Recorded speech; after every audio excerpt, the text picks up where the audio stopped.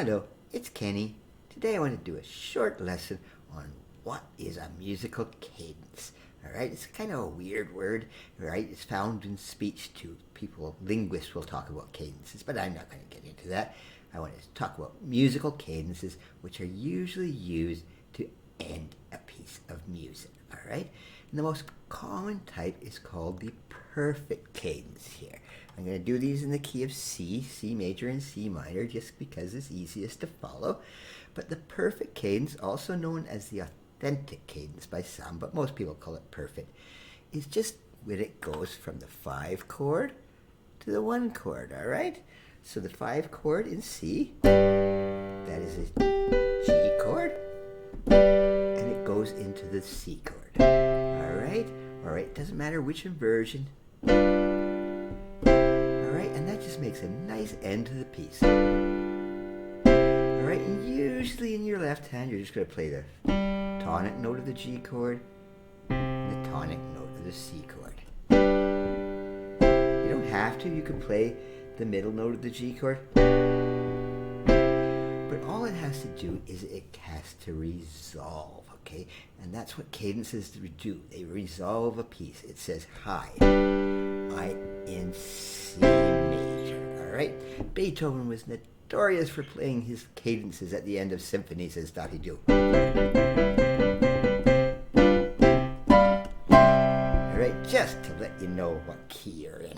He's very famous for that. But that is the perfect cadence, all right? G to C. Now, it can be a little bit more complicated. Here, I've got a G7th chord. Right, it adds that 7th note, and that even gives more resolution. Or you could do it down here, because you get that F going to the C, resolving in there, and you have the B resolving into the C. So those perfect cadences are the most common way to end a piece. I'm just going to switch over to the key of C minor here, very briefly. All right, but all you need to know for the perfect cadence is instead of the major chord, you've got the C minor chord, all right? But the cadences work the same way. The 5, all right, the 5 chord's exactly the same. The G chord or the G7th, all right, or the G7th this way. It's exactly the same, except you're in minor. Not much to learn differently than the major version.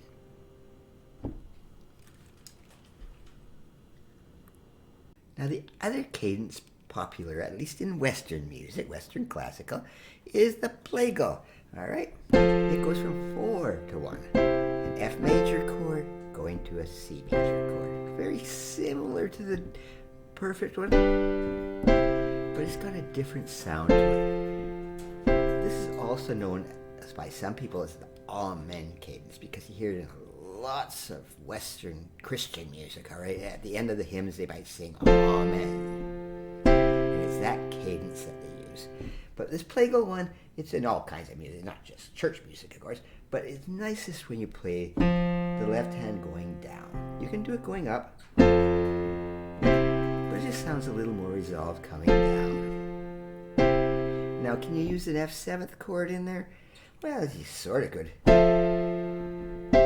It just doesn't sound too good, right? You don't hear that. You'll see that there's a G7th chord in the perfect one, but not the F7th chord in the plagal one.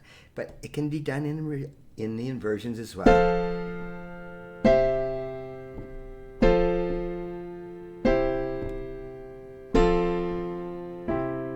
Okay, in the minor version, it's a pretty sad one. You have that F minor chord going down there to another C minor chord. Both chords are minor, so it gives it a really sad sound. F minor cadence. All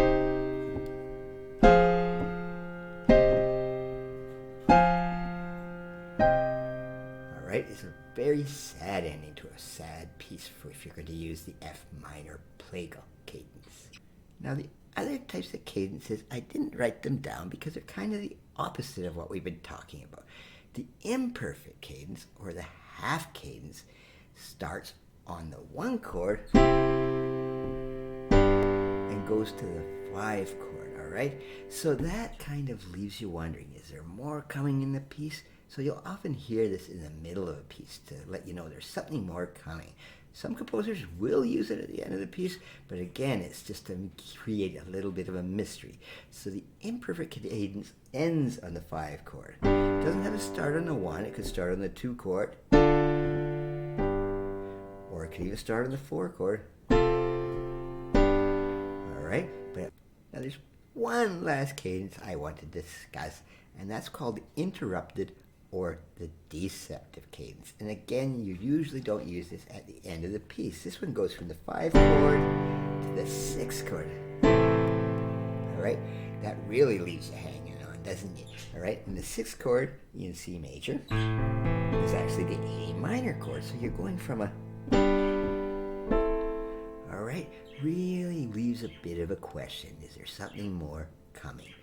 Again, that's the interrupted or deceptive cadence. Okay, this was a short lesson, and it's sort of a technical lesson, kind of a compositional lesson. But next week, I'll get on to a nice medley of pieces by the wonderful Nat King Cole. Thank you.